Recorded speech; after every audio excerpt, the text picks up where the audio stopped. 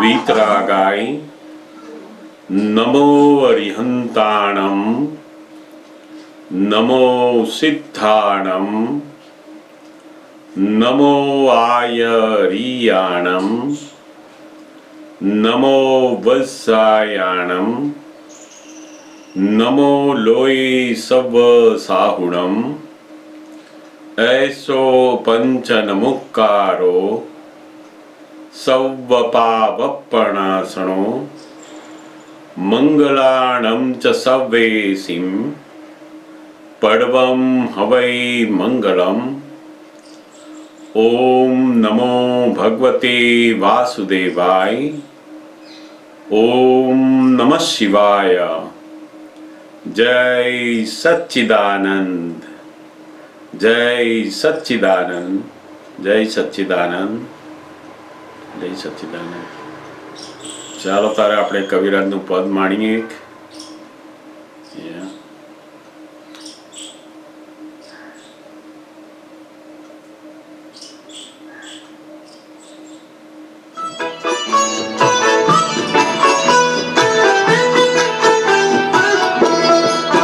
પ્રતિબિંબન માની સાચું ચકલી મારે ચાચું ક્રાંતિની અગ્નજ આદતું પ્રતિબિંબન માની સાચું જો ચકલી મારે ચાચું ક્રાંતિની અગ્નજ આદતું વિખ્યાત્વે આવરણ ગાડું સામિપ્ય કશાયી પાડું વિભાવી મોહક રામતું મિથ્યાત્વે આવરણ ગાડું સામિપ્ય કશાયી પાડું વિભાવી મોહક રામતું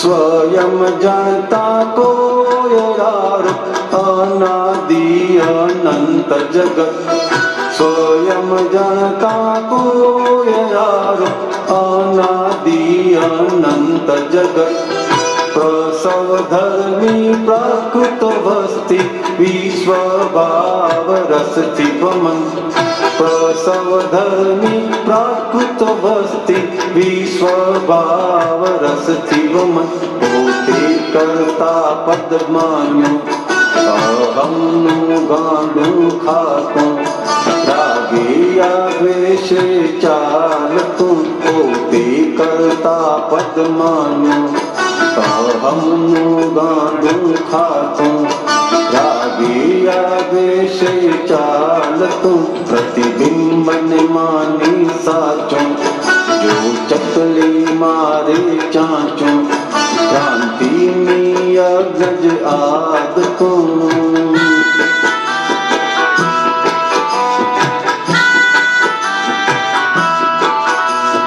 आत्मा जाते अरि सजेव प्रतिबिंबे छे देयो ने आत्मा जाते अरि सजेव प्रतिबिंबे छे देयो ने मन बुद्धि चित्त अहम केवा स्पंदे जानी ने जोने मन बुद्धि चित्त अहम केवा स्पंदे जानी ने जोने जो एक ज पुद्गल जाण्यो महावीरे दान प्रकाशो संकीते सिद्धिज सारसु जो एक ज पुद्गल जाण्यो महावीरे दान प्रकाशो संकीते सिद्धिज सारसु प्रतिबिंबन मानी साचो जो चकली मारे चाचो क्रांति अग्नज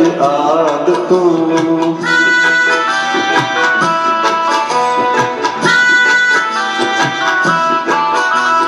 अग्नासुरीने दखाती उगु विश्वज निमित आदिन अग्नासुरीने दखाती उगु विश्वज निमित आदिन કૂદગલોના સંમેલને વિસર્જનોએ પર આધીન. કૂદગલોના સંમેલને વિસર્જનોએ પર આધીન. શુદ્ધાત્મા સ્વરૂપ સાચું જો જાણી તદરૂપ રાચું. સ્વભાવી સુખ જ શાશ્વતું શુદ્ધાત્મા સ્વરૂપ સાચું જો જાણી તદરૂપ રાચું. સ્વભાવી સુખ જ શાશ્વતું પ્રતિબિંબને માની સાચું જો ચકલી મારે ચાચું. ભ્રાંતિની અગજ આદતું મિથ્યાત્વે આવરણ ગાઢું. સામિત્ય કશાળી પાડું વિભાવી મોહક રામતું. રાગે આદેશે ચાલતું પ્રતિબિંબને સાચું માની. પ્રતિબિંબને માની સાચું જો ચકલી મારે ચાચું. ભ્રાંતિની અગ્નજ આદતું ભ્રાંતિની અગ્નજ આદતું ભ્રાંતિની અગ્નજ આદતું.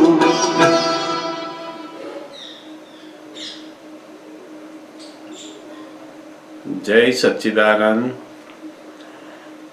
કવિરાજે ખૂબ સુંદર એક એક પદો લખ્યા છે. આ જગત આખું સ્વયં કોયડા રૂપ છે. કોઈની કોયડો ઊભો કરવો ના હોય પણ સ્વયં ઊભો થઈ જાય. અનાદિથી અનંતકાળથી આ જગત એક કોયડા રૂપ છે.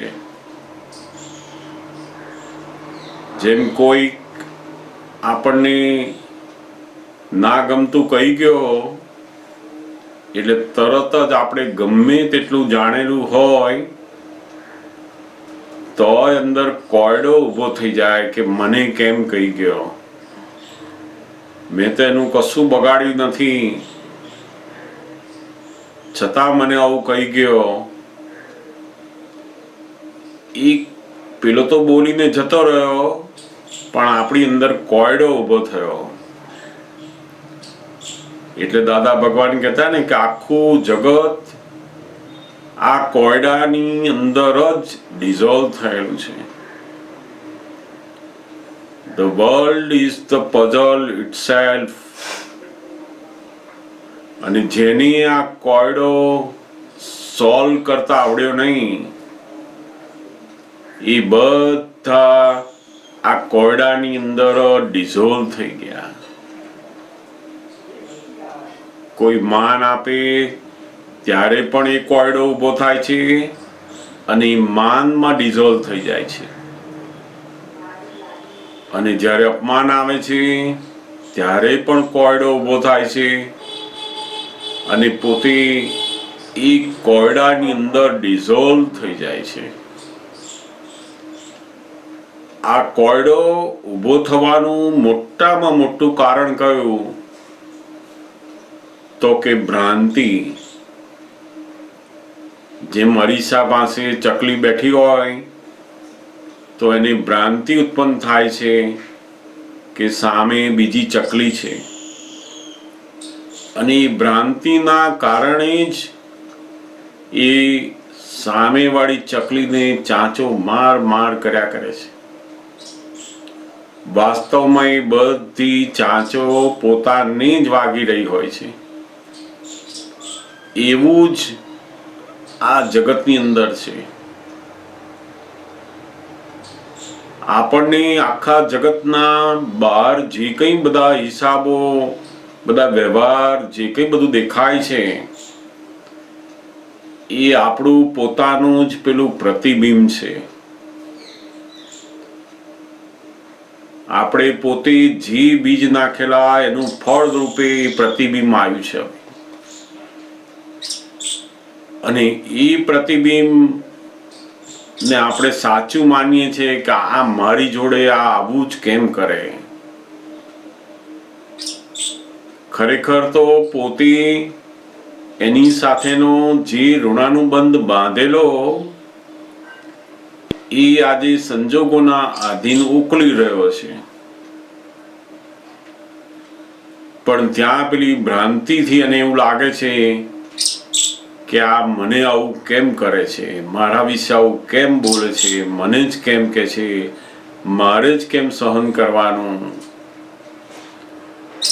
પ્રતિબિંબ ને પોતે સાચું માન્યું એટલે શું થાય તો કે સામાને બદલવા જાય છે. પછી એ ફરી આવું બોલે નહીં, મારા માટે શા માટે બોલ્યો, મારું આવું છે નહીં એવું બતાવી દો એને. કોઈ પણ રીતે જે પ્રતિબિંબ આવેલું છે એને બદલવા માટેની બધી મહેનતો કર્યા કરે છે. એનું મુખ્ય કારણ શું છે તો કે પેલી ભ્રાંતિ. જ્યાં સુધી ભ્રાંતિ છે ત્યાં સુધી એ બીજી વ્યક્તિઓને, બીજી જગ્યાઓને, બહારની બધી જ વસ્તુઓને, પ્રતિબિંબને બદલવા જાય છે. અને એ પ્રતિબિંબ બદલાતું નથી ત્યારે વધારે મૂંઝવણ અનુભવે છે. એટલે બહુ જ્યાં સુધી આ ભ્રાંતિ એટલે કે હું કરું છું એવું કર્તા પદ જે માનેલું છે ત્યાં સુધી એનો જે અહંકાર છે એ રાગ દ્વેષ કર્યા જ કરે છે. જ્ઞાનીની પ્રકૃતિમાં અને અજ્ઞાની પ્રકૃતિમાં બંનેમાં પ્રકૃતિ એ બંનેને કોયડા ઊભા કરતી નથી, પરંતુ પ્રકૃતિ જોડેનો જે અહંકાર છે એ અહંકારના આધીન એને કોયડા ઊભા થઈ જાય છે. જો પ્રકૃતિમાંથી અહંકાર ખલાસ થઈ જાય તો આખા રાગ દ્વેષ જ જતા રહ્યા. અને રાગ દ્વેષ જતું રહ્યું તો પછી એની અંદર અહમનું જે ગાંઠપણ હતું એ બધું ખલાસ થઈ ગયું. તો પ્રકૃતિ બિલકુલ એને નડતી નથી. બહુ સુંદર આ વાતો કવિરાજે પદની અંદર સુંદર દ્રષ્ટાંતથી અંદર સમજાય છે. આત્માનો જે સ્વભાવ છે એને જો સ્થૂળ રીતે આપણે સરખાવવો હોય તો ફિઝિકલ રીતે આ અરીસો એ બહુ જ મોટું સમજવા માટેનું સાધન છે એનું. કોઈ પણ વસ્તુ અરીસાની સામે આવે એટલે તરત જ અરીસાનું કામ શું છે તો કે જેવું પ્રતિબિંબ હોય એવું બતાવવાનું. અંદર બહાર જેવી વસ્તુ ઊભી રહે એવું જ પ્રતિબિંબ અરીસો તો બતાવે છે. જોનારને પ્રતિબિંબ જોઈને રાગ દ્વેષ કરે છે. વાસ્તવમાં એ તો પ્રતિબિંબ છે.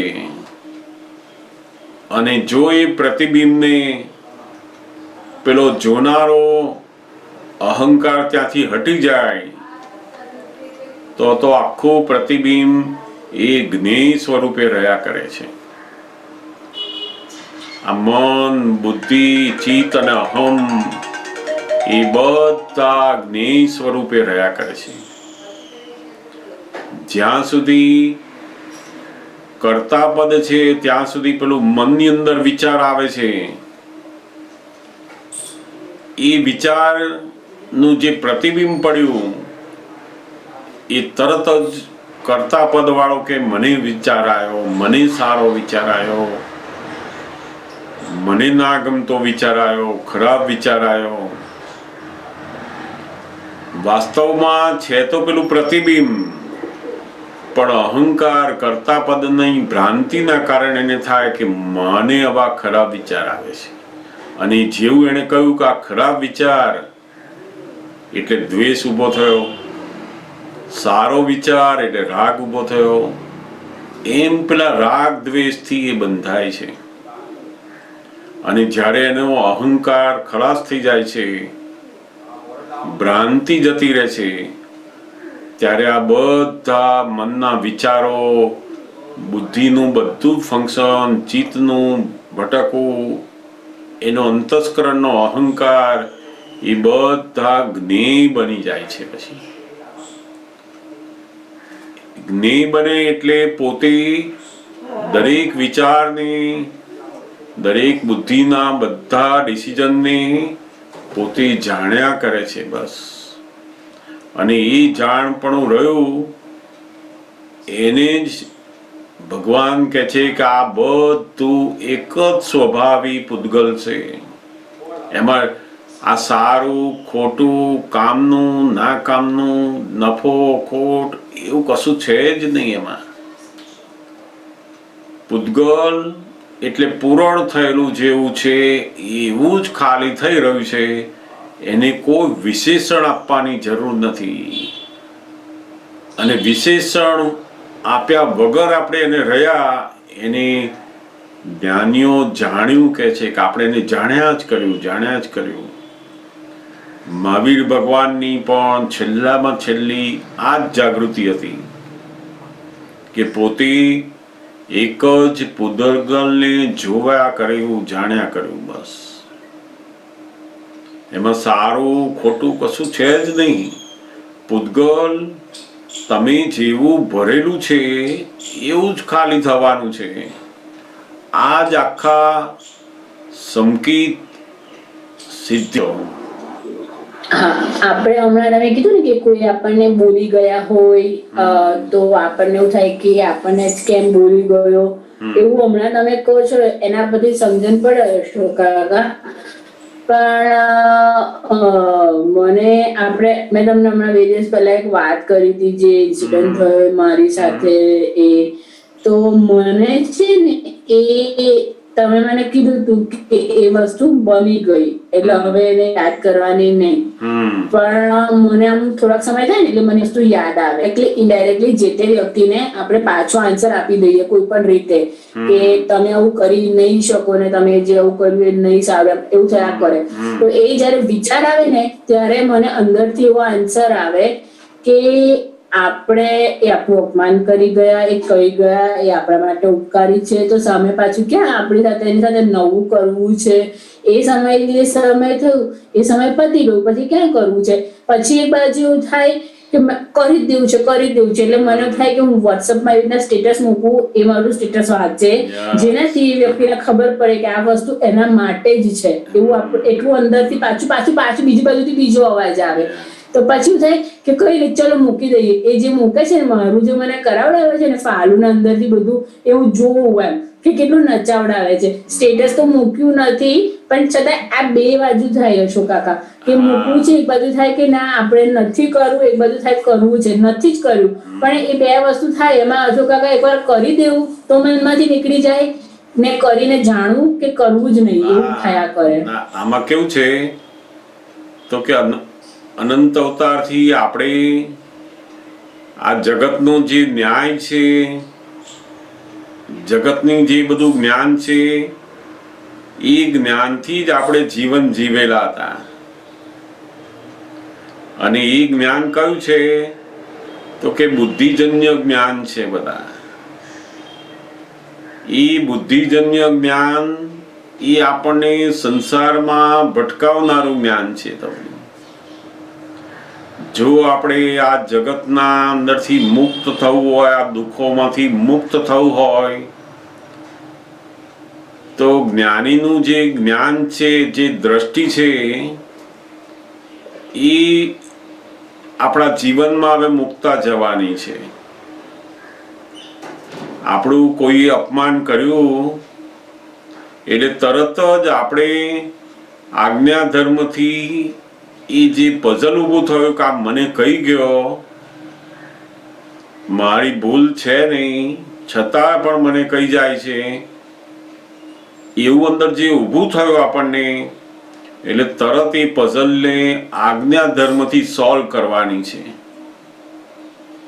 કે એ જેને કહી ગયો એ તો ફાઇલ નંબર 1 ને કહી ગયો, મને થોડું કહી ગયો છે. હું તો શુદ્ધાત્મા છું. આપણે પહેલું આ આજ્ઞા ધર્મથી, એટલે કે આ રિલેટિવ અને રિયલ બંને વ્યૂ પોઈન્ટથી આ પઝલને સોલ્વ કર્યું આપણે. હવે સોલ્વ થઈ ગયા પછી પણ પેલું મન તો બધું જાવા દાવા કર્યા કરશે કે એ શું સમજે છે એના મનમાં, મેં આવું કર્યું જ નહોતું કેમ મને કહે છે, દર વખતે કહે છે. એવું બધું મન બધા જાવા દાવા કરે, બુદ્ધિ બૂમા બૂમ કરે.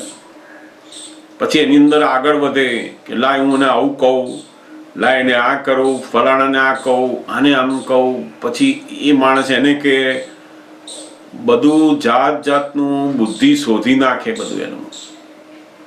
એમાં પછી આવું વોટ્સઅપનું ને ફેસબુક ઉપર ને ફલાણું આવા ફોટો મૂકું એટલે એને આમ થાય, આજ વાંચે એટલે આમ થાય. તે આ બધું પેલી બુદ્ધિ બૂમા બૂમ કર્યા કરતી હોય. એની જે લાઈ બળી હોય એની ઠંડક શોધવા માટે એ આ બધા ઉપાય કર્યા જ કરે અંદર. એ જ્યારે બૂમ પાડતું હોય ત્યારે હવે આપણું ડિસિઝન શું છે, તો કે મારે કર્મોમાંથી છૂટવાનું છે. મારો જે હિસાબ છે એને હું જમા કરી અને આમાંથી મુક્ત થવું છે. મારે હવે નવો વેપાર કરવો નથી એની જોડે. અને એ ડિસિઝનના આધારે આપણે પેલું બુદ્ધિનું, મનની તોફાનને આપણે જુદા રહીને જોયા જ કરવાનું. એ કે કરવાનું નહીં, એ તો અનાદિકાળથી આપણે કરતા હતા જ. પોતાનું મન, પોતાની બુદ્ધિના આધારે જ અનાદિથી ચાલેલા આપણે. હવે આજ્ઞા ધર્મથી આપણે ચાલવાનું આવ્યું અને એમાં જબરજસ્ત અંદર તપ થશે. પેલી બુદ્ધિ તો બૂમ કરશે કે એવું કેમ ચલાવી લેવાય, વ્યવહારમાં આવું કેમ ચલાવી લેવાય. એટલે એવું બધું બૂમ કરે. આપણે એને જુદા રહીને જોયા જ કરવાનું કે છોન બૂમ પાડે. આપણે શુદ્ધાત્મા અને ફાઇલ નંબર 1 ની અંદર આ બધું જે ચાલતું હોય મન, બુદ્ધિ અને જુદા રહીને જોવાનું, જાણવાનું. એને એ કેમ કરવાનું નથી. હવે આપણે હવે અંદર રહીને એના પ્રત્યેના જે દોષ દેખાય છે ત્યાં પ્રતિક્રમણ ઉડતા મૂકવાના કે આપણા હિસાબ વગર તો આવા ભેગા જ ના થાય ને. કેમ આપણને ભેગા થયા, તો કે આ હિસાબ વગર તો આવા ભેગા ના થાય. અને મારો હિસાબ એમણે પૂરો કરી આપ્યો. તો આપણે હવે જ્યારે યાદ આવે ત્યારે પેલા પ્રતિક્રમણ ઉપર જવાનું કે જ્યાં સુધી હું જ ભાવી સાચું એવું હતું ત્યાં સુધી પેલું વેર વારવાની વૃત્તિઓ અંદર ચાલે. આપણે એનો અહમ દુભાઈએ, આપણે એને અસર થાય એવું કરીએ. એ શું સમજે છે એના મનમાં એવું આપણી અંદર ચાલતું હતું. હવે જ્ઞાન લીધા પછી આપણે શુદ્ધાત્મા થયા, પણ પેલો ડિસ્ચાર્જ ભાગનો જે અહંકાર છે ને એ પેલું પ્રકૃતિમાં ઉછાળા માર્યા કરે છે. એ વખતે આપણે એને શુદ્ધાત્મા રહી અને જોવા જાણવાનું છે. બસ ઈચ્છોને બૂમો પાડ્યા જ કરીએ, એનું કરવાનું નહીં આપણે. કારણ કે હવે આપણે ડિસિઝન આવી ગયું કે મારે આ જગતથી છૂટવું છે. અને છૂટવા માટેનો રસ્તો શું છે, તો કે જે બન્યું તે જ ન્યાય. એ રસ્તો છૂટવાનો છે. અંદર એ સમજીને આગળ જવાનું. તો ધીમે ધીમે પેલું જે ઉછાળા મારનાર બુદ્ધિ મન છે ને એ શાંત થતા જશે એની મેળે જ. એ બૂમો તો પાડશે જ, એ કઈ એમને બેસી નહીં રહે. બૂમો તો બધી પાડે, બધા રસ્તા બદલાવે, બધું અંદર કરે. પણ આપણું ડિસિઝન એ છે કે ના, મને આજ્ઞા ધર્મમાં રહેવાનું છે. એ અપમાન કરે તે તો ફાઇલ નંબર 1 નું અપમાન કરે. મારું અપમાન ક્યાંથી કરવાનો છે? મને તો એ ઓળખતો જ નથી ને. અને અપમાન કરે તો શું થાય, તો કે આ ફાઇલ નંબર 1 ની અંદર જે અહંકાર છે એ ખલાસ થતો જાય. ઉડતો આપણને અહંકારનો જે રસ હતો એ એણે ઓછો કરી આપ્યો. આપણે સારા છીએ, હું સારું કરું છું, એવી જે માન્યતા અંદર પેસી ગઈ છે ને, એ ઉથી ખાલી કરી આપી છે આપણને.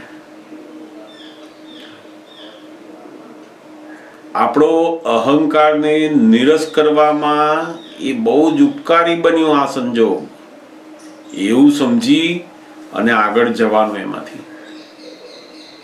આમણે આવા કર્યા, આવું કર્યું, આવું કર્યું, આ લોકો આવા જ છે, દર વખતે આ છે, એ તો બધું વ્યવહાર જ્ઞાન છે. પણ અંદરની ગોઠવણી આપણે શું મૂકવાની કે પોતાના હિસાબથી આ ભેગા થયેલા છે અને બહુ જ ઉપકારી છે. મને આ આત્મા થવા માટેના અદ્ભુત સંજોગો પ્રાપ્ત થયા.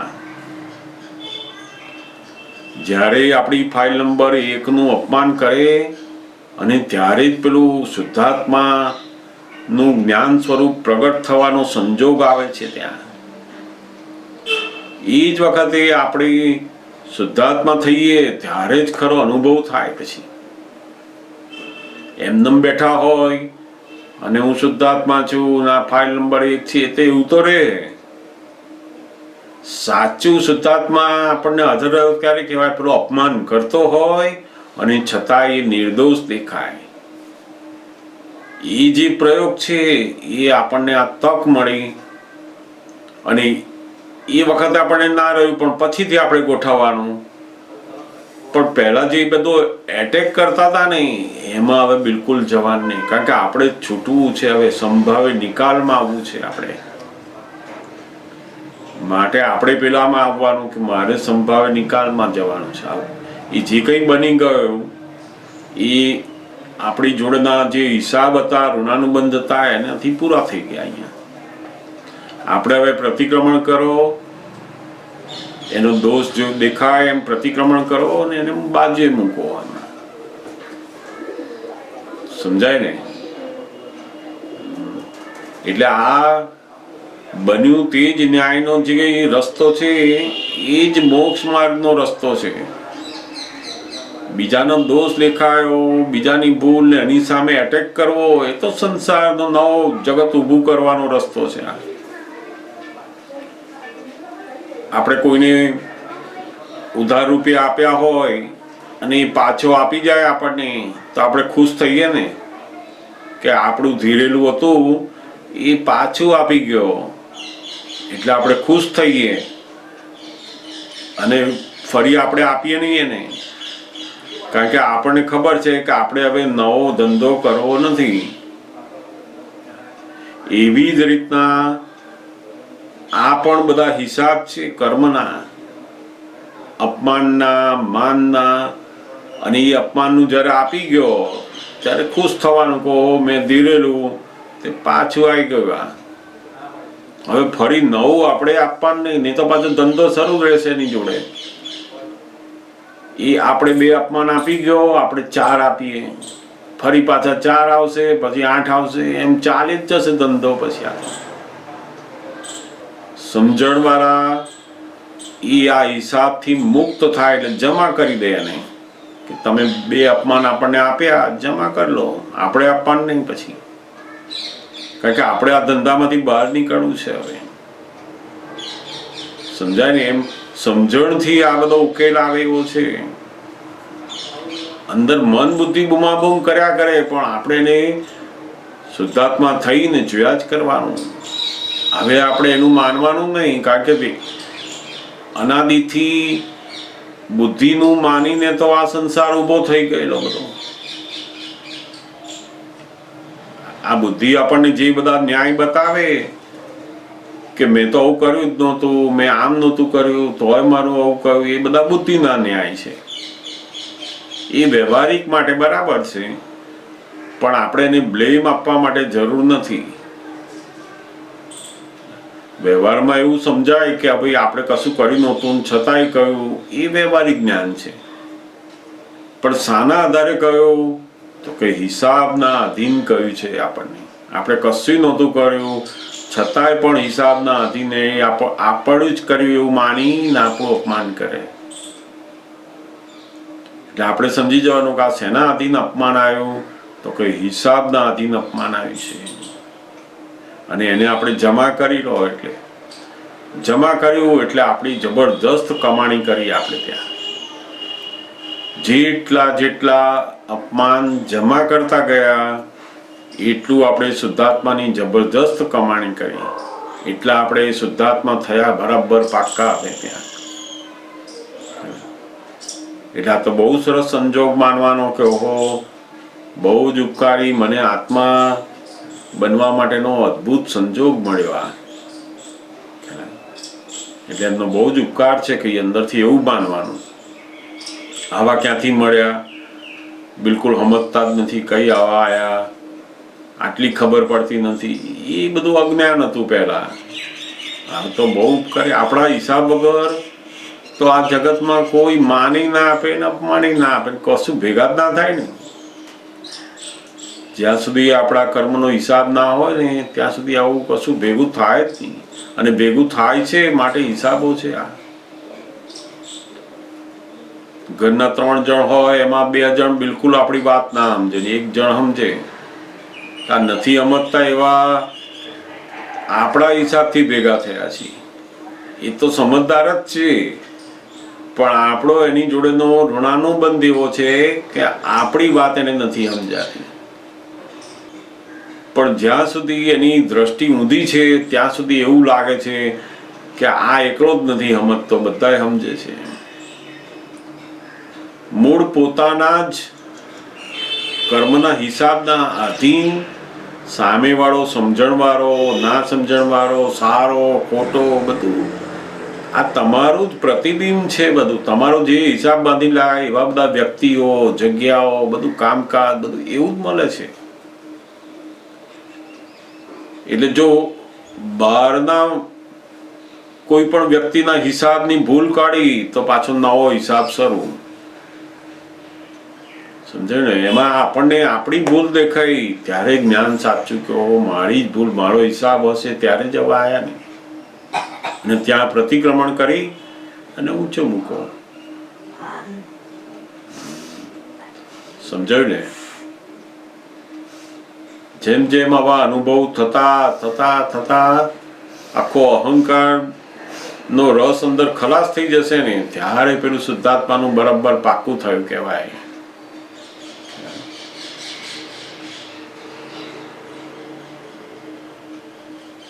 બહુ સરસ આવા અનુભવ થતા જ જાય. પૂછજો બીજા મીનાબેન ને પૂછ્યું છે. જય સચ્ચિદાનંદ. જય સચ્ચિદાનંદ. હા, મેં આપને ક્વેશ્ચન મોકલેલ પણ મને અત્યારે એના બદલે હું બીજો પૂછી શકું? હા, જરૂર જરૂર. મેં એ તો લીધો છે તમારો. જરૂર તમે પૂછો, બીજો પૂછશો તો પણ વાંધો નહીં. ઓકે. સત્સંગ પહેલા જે વાત થઈ ને આપણે, તમે કંઈક બોલ્યા કે વ્યવહાર જાગૃતિ, મને એનો અર્થ નથી ખબર. એ પેલા મેં આ સાંભળેલ છે, પણ વ્યવહાર એટલે મને તો જગતનો વ્યવહાર ને પછી આપણે આ શુદ્ધાત્મામાં બેસીને કરીએ ઈ એટલું સમજાણું હતું. પણ આ વ્યવહાર જાગૃતિનો મિનિંગ એક નથી ખબર. આપણે જે પેલા તમે બોલે, અને ઈ વ્યવહાર જાગૃતિ ને જ્ઞાન જાગૃતિ બેને કઈ કનેક્શન, અને વ્યવહાર જાગૃતિ કેવી રીતે લઈને આવ્યા હોય એવું બધું મને થોડુંક કહો ને. વ્યવહાર જાગૃતિ એ પણ ઘણા બધા વ્યવહારને સરળતાથી ઉકેલી શકે એના માટે અત્યંત જરૂરી છે. ઘણીવાર એક સામાન્ય વ્યવહારની જાગૃતિ જ ના હોય એટલે પછી એના વ્યવહારની અંદર જે પ્રશ્ન ઊભા થાય એ પ્રશ્નને પછી ઉકેલવા માટે એ જ્ઞાન શોધે. પછી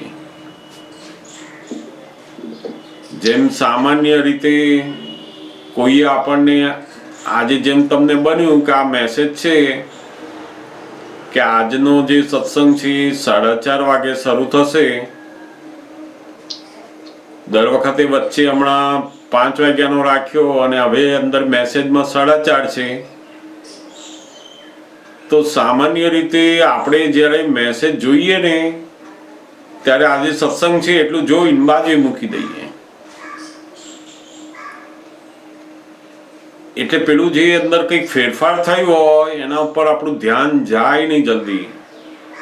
તો કે એનું કારણ શું? તો કે પેલી વ્યવહારિક જાગૃતિ જે છે ને એ પેલું ઉપર છેલ્લું જોયું અને બાજુ મૂકી દીધું. એટલે પેલો ટાઈમ નું અંદર વાંચવાનું કે કશું ફેરફાર થયું છે જોવાનું, એ જે વ્યવહારની જાગૃતિ ચોકસાઈ છે એ અંદર નથી આવેલી પેલી. નહીં તો એ બધું વાંચી લે બરાબર. વ્યવહારની જાગૃતિ એ બહુ મોટું ડેવલપમેન્ટ છે. તો આ વ્યવહારની જાગૃતિ એટલે શું? તો કે આ સામાન્ય તમે જે વ્યવહાર કરી રહ્યા છો રોજ, અથવા જે વ્યવહાર નો ઉદય છે તમારી પાસે, એની અંદર એના વિશેની જાગૃતિ, એટલે કે તમારું ધ્યાન, તમારું પ્રેઝન્સતા, ચોકસાઈતા, એ બધું હોવું તો જોઈએ જ ને એમાં. જો એ જ ના હોય ને તો પછી બધા વ્યવહારની અંદર પ્રશ્નો ઊભા થયા કરે વારંવાર. જેમ આપણા ઘરમાં આપણા હસબન્ડ કે દીકરાએ કશું કહ્યું હોય કે ભાઈ આટલા વાગે આ કરજો, આમ કરજો, તો ભૂલી જ જઈએ દર વખતે. તો શું થાય? પ્રોબ્લેમ ઊભા થાય. વ્યવહારની જે જાગૃતિ છે એ શું? તો કે આપણે જે ટાઈમ, જગ્યા, કંઈક કામ કરવાનું, જોવાનું, એની ચોકસાઈ જોઈએ. એની તો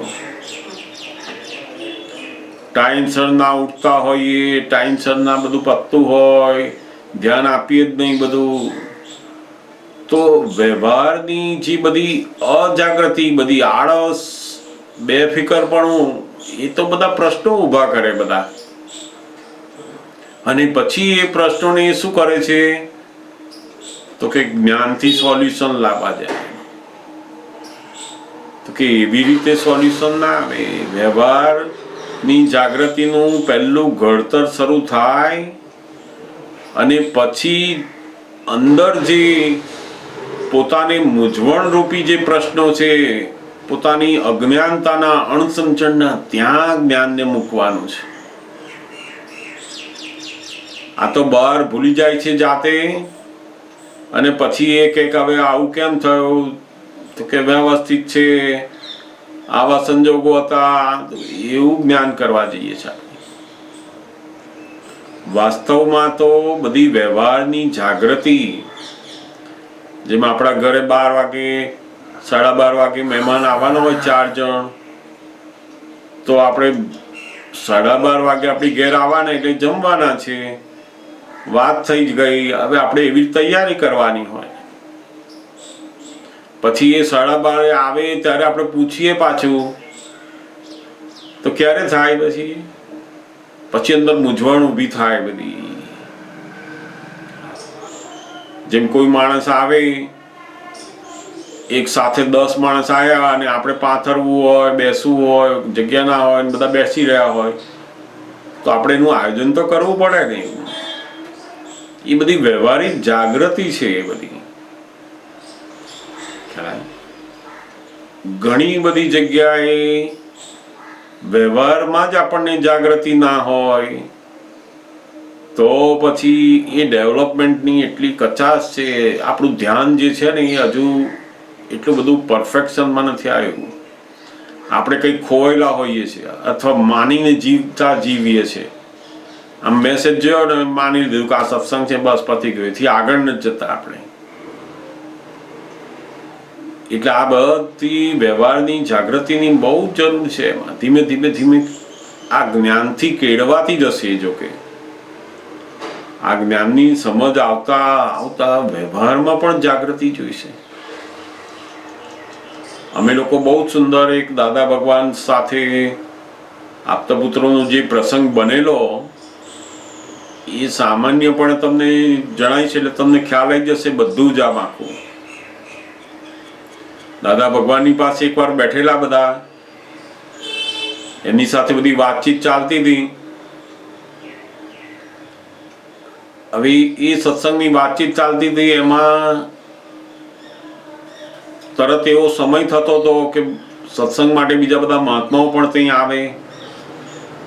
હવે એ સમયની અંદર 25 માણસ આવવાના હોય એટલે ઘરના વ્યક્તિ જે હતા એ રૂમની અંદર બધું પાથરવા માંડ્યા, બધું કરવા માંડ્યા. બધું પોતાના ઘરની અંદર બધા મહાત્માઓ આવવાના હોય સત્સંગ માટે, તો એ તો બધું આયોજન તો કરે ને. તે ઘરના બેન પેલા મોટી શેતરંજી લાઈને આમ પાથરવા માંડ્યા, બધું કરવા માંડ્યા. અમે લોકો બધા બેઠેલા ત્યાં દાદા પાસે, તો સત્સંગનું બધું સાંભળ્યા જ કરીએ એમની જોડે. એટલે દાદા ભગવાને જોયું કે આ પેલા બેન એકલા મોટી શેતરંજી લઈને પાથરે છે એકલા, એ બેન તો કશું બોલ્યા નહીં. પણ દાદાએ એમની નજીક જે આપતા પુત્ર બેઠેલા હતા ને એને માથામાં આમ જોરથી ટપલી મારી કે આ શું બેહી રહ્યો તું, કે છે પેલા બેનને પકડાવા તો લાગ, કે છે એટલી તને ખબર નથી પડતી, કે છે. હવે આ જે છે ને એ શું છે તો કે એમાં જ્ઞાનની જરૂર નથી, આ વ્યવહારિક જાગૃતિની જરૂર છે. પેલા બેન બોલતા નથી પણ અંદર મનમાં તો થાય ને કે કોઈ પકડાવ તો સારું એમ. આપણે જે જ્ઞાન સમજીએ છીએ કે આ જગતના કોઈને દુઃખ ના હો, જગતનું કલ્યાણ હો, બધું મોટી મોટી વાત કરીએ છીએ, પણ આટલું કલ્યાણ પેલાને મદદ છે એ સમજણ નથી પડતી. એટલે દાદા ભગવાને ત્યાં જેવું આ પ્રેક્ટિકલ બતાવ્યું ને એટલે પછી એમણે કહ્યું અમને લોકોને કે હજુ તો તને વ્યવહારની જાગૃતિ આવી નથી, તો નિશ્ચયની જાગૃતિ તો ક્યારે આવશે, કે છે. એટલે ત્યારે અમને થયું કે આ દાદા ભગવાન શું કહેવા માંગે છે આમાં. તો આ વ્યવહારની જાગૃતિ, પેલા બેન એકલા પાથરતા હોય અને આપણે ખબર જ ના રહે, બેસી રહીએ આપણે સત્સંગ બાજુના રસમાં, તો કેવું લાગે. આ તો બિલકુલ જાગૃતિ નથી. આ જે ટાઈમે જે જગ્યાએ જવાનું, જે જગ્યાએ ઊભું થવાનું, જે જગ્યા કેટલાક જગ્યાએ તો પેલા લોકોને બધું કામકાજ હોય, તમે ઊભા થાવ તો કરે ને, એનો સમય થઈ ગયો હોય, બધાને જમવા જવાનું હોય, તો પેલા બોલતા હોય તો બોલ્યા જ કરે, સાંભળનારા સાંભળ્યા જ કરે. તો પેલા રસોડા વાળા પેલા જોયા કરે કે આ લોકો ઊભા થતા નથી, કેમનું ક્યારે પતાવશે આ લોકો. તો કે આ બધી વ્યવહારિક જાગૃતિ, ટાઈમ, જગ્યા, માણસો, બધું નોર્માલિટીમાં વ્યવહારની જાગૃતિ ક્યારે આવે? Like, comment, subscribe. Click on the bell. Like, comment, share.